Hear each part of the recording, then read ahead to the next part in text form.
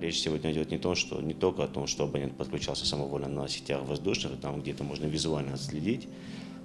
Предпоследнее отключение было проведено нами с привлечением спецтехники ввиду необходимости.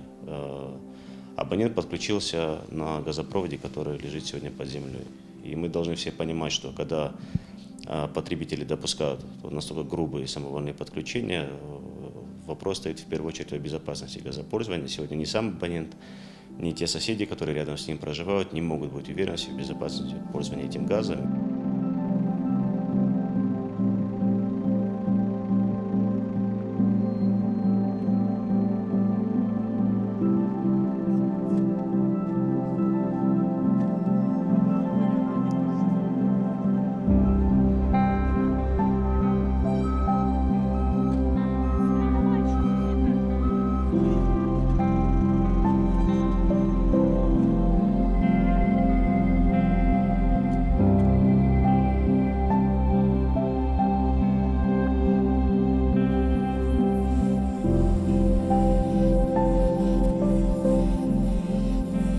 Мы многократно его предупреждали о том, что он либо должен погасить эту задолженность, либо он, как и все наши абоненты, имеет сегодня возможность заключить соглашение о реструктуризации задолженности. Мы идем своим абонентам навстречу, даем возможность поэтапно эту задолженность выплачивать.